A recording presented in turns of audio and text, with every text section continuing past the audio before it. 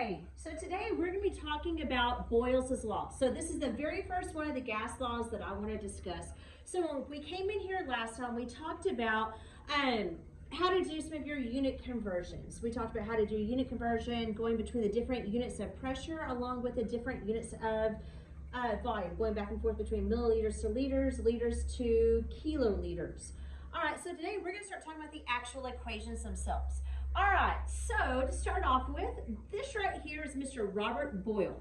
Okay, so Robert Boyle, he was this really interesting individual. I mean, look at the timeline when he was born, 1627. So guys, at this point, I mean, people didn't have a lot of formal education.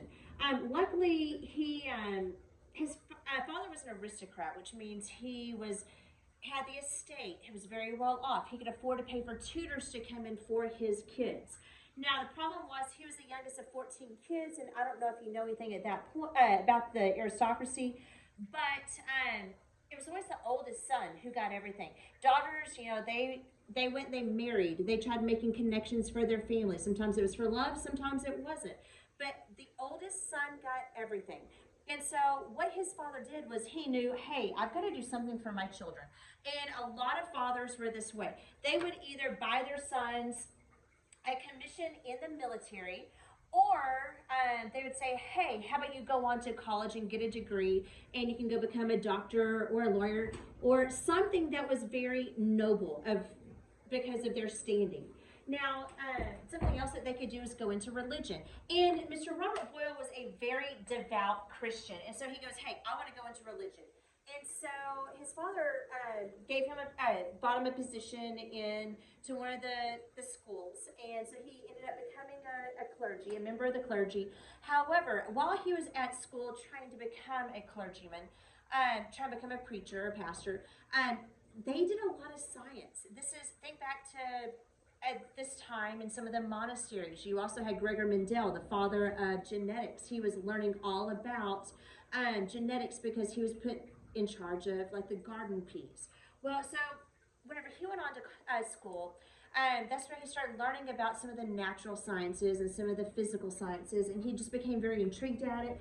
And so he started experimenting, and he came up with all these concepts, all these ideas through his experimentation.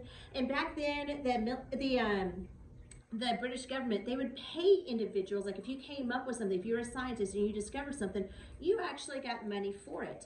And so he ended up becoming a very, very wealthy man all on his own right, even though he didn't inherit his father's estate. He was actually his father was, the wealthiest man in the British Isles. So he became very well known and well off on his own right because of all of the experimentation that he did.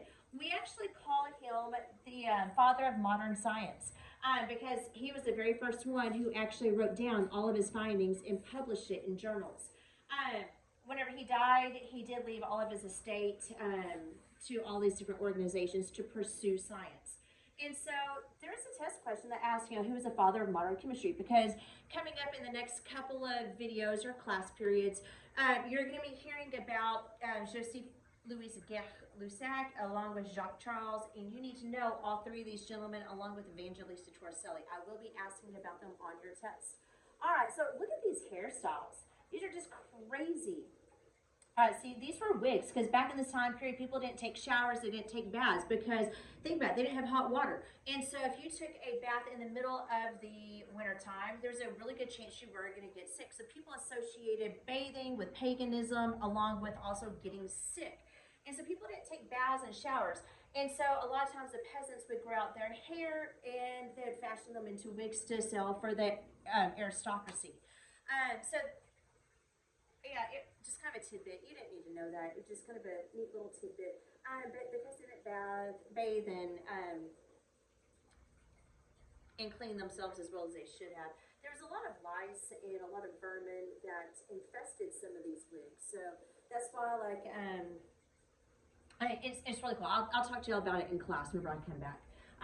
Anyway, y'all are going to be doing some stuff in the next couple of chapters talking about like soaps and everything else, which leads to some of this. I'm just trying to give you all a bit of a precursor. Anyway, so he is known as the father of modern chemistry because he was the first scientist to actually publish his reports, publish his work, and do controlled experiments. That way we can actually come along and try to redo his experiments to come up with the same processes. Which is what we do with our labs, and that's why we publish our labs. That's one of the steps of the scientific method, is to publish it. All right, so he's responsible for something called Boyle's law, which talks about pressure and volume. Basically, he said that they're going to be inversely proportional. That's a big term you need to know. They're inversely proportional to one another. As pressure increases, volume is going to decrease. Okay, so that's what I'm just talking about right here. As pressure increases, volume decreases. All right, so make sure you highlight that term. This is the equation. So if I know my original pressure and volume, well, now I make my volume larger. I can actually solve for my new pressure. It's going to be just a small little algebra problem. So if I know these two and I know one of these, then I can solve for the missing variable. You just have to make sure that your units are the same. So make sure if there's volume, if they're both milliliters, that's great. Or if they're both liters, that is great. But if one's milliliters, one's liters, make sure you convert one of them.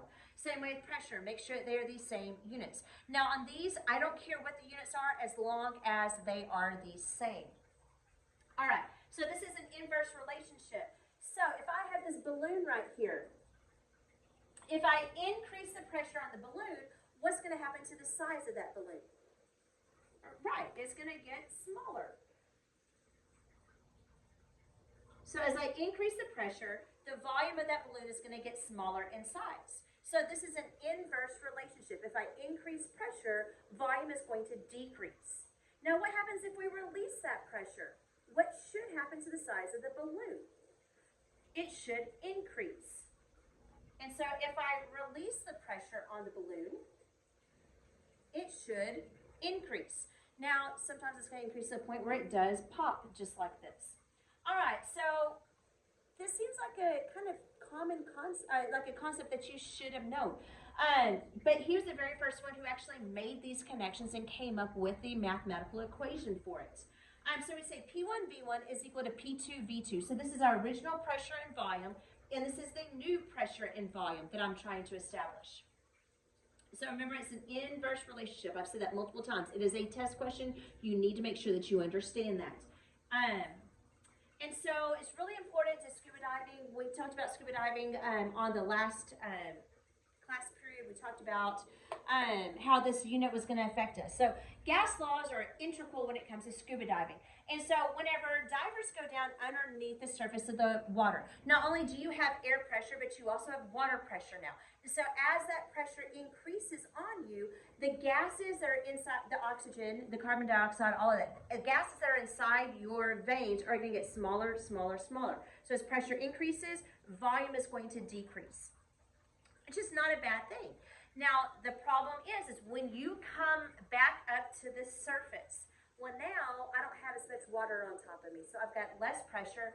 The volume of those gases is going to increase. Now, it's going to create like a little bubble inside your veins. And if that bubble travels to your heart, you will end up dying. And so it'll cause, a lot of pain as this is happening. And eventually, if it travels to your heart, it will kill you.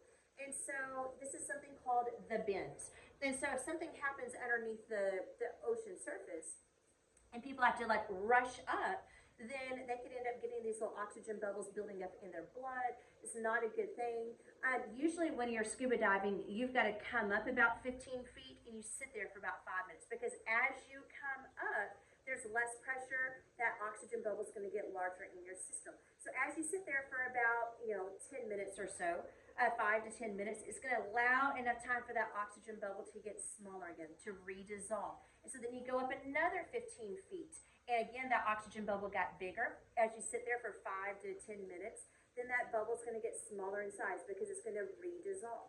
And you keep doing this. You step your way up to the surface. Now, if something happens and you have to come up immediately, then what they end up doing is they put you in something called the hyperbaric chamber. And so the hyperbaric chamber is something that the hospitals have, certain dive places. If diving is very, very popular in your area, there's going to be a couple more hyperbaric chambers. But it looks like a big tube. And on each end of this tube, they've got a submarine door. And so what they'll do is they'll put you in this tube. Hopefully you're not claustrophobic. They'll put you in this tube. They'll close the doors. They'll wheel them shut because they're like submarine doors. And all of a sudden they start to increase the pressure by putting more gas molecules in there. They're increasing that pressure. That way it makes that gas bubble get smaller, smaller, smaller, smaller. So they're simulating you being underneath the water surface. And then every couple of minutes they'll release the pressure a little bit. And then they'll wait for a couple of minutes and then they'll release a little bit more pressure. But they're gonna step you up, kind of like the scuba divers do, until you're basically back at like atmospheric pressure. So this is why they tell you that if you're going scuba diving, don't go scuba diving the day that you go up into an airplane to go back home. Because if I go scuba diving and I come back up, that bubble's going to be a little bit larger than what it should be. But if you took the right precautions, it's not going to be, the gas molecules aren't going to be a lot bigger. And when I say bubble, it's because like oxygen is attracted to itself, and so it creates this bubble in your blood. And so if I go scuba diving, you might have a little bit larger cluster of oxygen molecules than what you would normally have. It's not going to be enough to really hurt you. However, now if I go into an airplane up in the sky, less pressure, that volume is going to get a lot bigger. And so they always tell you that you need to wait 6 to 8 hours after scuba diving before you get onto a plane. That way it gives your body a chance for all of that oxygen to fully dissolve back into your blood before you get up onto an airplane. There was an episode of House back in the day. It's a really cool TV show about a medical doctor, and that was one of the problems. They couldn't figure out what this disease was that this man had, and come to find out he'd just been scuba diving that morning. And so it's talking about that bubble just getting bigger and bigger and bigger as they went higher, higher, higher up in the sky. So that's one of the things that you do have to worry about if you ever go scuba diving. But if you ever get a chance, you need to go because it is a lot of fun. But there's a lot of gas laws that are associated with this. And with that hyperbaric chamber, it's talking about like pressures and everything else and releasing that oxygen at staged amounts. Or sorry, relieving that pressure at staged amounts so that way you don't have the oxygen bubble. They're actually using that hyperbaric chamber for a lot of like medical treatments nowadays to actually try to help heal wounds. It helps it heal faster. Okay, so think about this bicycle pump. As I push down, I am decreasing the volume, which is now increasing the pressure. Now this pressure is going to force oxygen or air into the tube to help air it up. All right, so we see this all the time, like with our rib cage. We talked about it the other day. Like if I take a big deep breath and I fill up my lungs to the point where they're fixing to burst, I feel a whole lot of pressure. And then all that pressure is going to help push the air out. We have something called a diaphragm at the bottom of our lungs. It goes up and down and up and down, and it causes this change in volume, and which is therefore going to cause a change in pressure, helping to push air in and out of the lungs. All right. So if I have this equation, and I'm sorry, I'm going kind of fast. I'm trying to keep this video short for y'all, since y'all do have a second one to watch for today. So if I have this little equation, oh, look at the next wig. You have P1V1 is equal to P2V2. So I have a volume of gas at that volume and at this pressure. So this volume goes to this pressure. So 50 milliliters goes to 1 atmosphere. That is my P1 and my V1. And now all of a sudden I increase my volume. So I'm thinking, well, hey, look, my volume went from 50 milliliters to 100 milliliters. So volume increase, that means pressure should decrease. Okay, so my new volume is 100. And I want to know what my new pressure is going to be. So that is my X that I am solving for. So I'd say 50 times 1 is 50. So I would say this right here is 50 is equal to 100X. To get X by itself, I would divide each side by 100. So 50 divided by 100 is 0.5. And since I'm talking about pressure, my units for pressure up here were in atmospheres. So the units here will be in atmospheres. So let's actually work a problem. It says, a gas has a volume of 3 liters at 2 atmospheres. What will the new volume be at 4 atmospheres? So I'm going to use P1V1 is equal to P2V2. And remember what I told you, as long as the units are the same, then we're good. So if they're not, you have to convert them. All right, so this volume is at this pressure. And so these are my P1 and my V1. Now look. I have a new pressure. I want to know what my new volume is. So I had to change that happens. Okay, so if I look atmosphere, atmosphere, those are the same units, so we're good. I don't have to convert anything. So my pressure originally was 2 atmospheres. My volume is 3 liters. Now I have a new pressure of 4 atmospheres. I want to know what my new volume would end up being. Okay, so this would be 3 times 2 is 6 is equal to 4V2. Divide by 4 to get it by itself. So what is 6 divided by 4? Right, it is C, 1.5. Now, my problem is I need to put units on this because otherwise that is a negative number and we don't like negativeness. So if I'm talking about volume, what were my units for volume up there originally? At liters. So this right here would be my answer, 1.5 liters. All right, so let's work another problem. So make sure you list your variables if you need to and then plug them in. Plug and chug.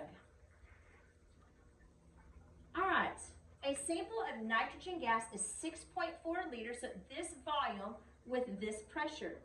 What is the new volume going to be if I have this pressure? So this is going to be my new pressure. I want to know what the new volume is. So temperature didn't change. So since temperature didn't change, I'm not worrying about temperature. That's going to come into play in the next two gas laws that you're going to talk about when we talk about Jacques Charles and Joseph-Louis Gaussac. So P1V1 is equal to P2V2. All right, so pressure is 0.7 atmospheres. My volume is 6.4. So that volume goes with this pressure. All right, and now I've got a new pressure of 1.4. So before I solve for this, let's think about it. My pressure went from 0.7 to 1.4. So my pressure increased. What should happen to that volume? It should decrease. All right, so let's go ahead and put this into my calculator. So I would do 0.7 times 6.4 and hit enter. Divided by 1.4. Now make sure you hit enter between different steps because, 1.4, 1.4. If I put all of this in at one time, this and then divided by, it would give you a wrong answer. So make sure you do this first and hit enter. And whatever that answer is, divide it by 1.4. So my answer for volume is going to be 3.2. My units for liters, so this would be liters. All right. So my answer choices, my answer would be A.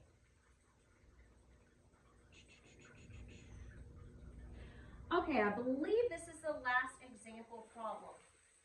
Okay, so I have helium. Oh, and look at what happened to the pressure a second ago. As that pressure increased, the volume did decrease. Went from 6.4 to 3.2. So that follows along. It's a way to double check yourself. It follows along with the rules. So a sample of helium gas has a volume of 12 liters at 600 millimeters of mercury. What new pressure is needed to change the volume to 36 liters? All right, so P1V1 is equal to P2V2. I'm looking for my new pressure. So I have a pressure in a volume. And guys, look, my units for volume are the same. My volume increased, so I should already be thinking, hey, that means my number for pressure should be lower than the 600. So just by looking at that, I can count off those two. But let's go ahead and work it out and see. Okay, so 600 is my pressure, and my volume is 12. My new pressure is what I am looking for, and my new volume is 36. So go ahead and write these out like that. So to solve this, I'm going to multiply these two. Whatever that answer is, divide it by 36. So 600 times 12, enter. That answer, I divide it by 36. And I come up with a pressure. My new pressure ended up being at that volume, 200. I'm talking about pressure, so I come back up here to look at my units, millimeters of mercury. Now, does that follow along with our rules? If I increase volume, what should happen to pressure? It should have decreased. And is that a smaller pressure than what I originally started off with? Well, yeah, it is. So that's a way to double check yourself. If it does not work like that, along with working that, following the rules for the other laws, check yourself conceptually to make sure that your answer actually makes sense. Okay, so y'all are going to end up, if we're in class together, then we'll end up going over the next two gas laws together. If not, then y'all are going to watch a video over the next two gas laws. All right, y'all have a great day.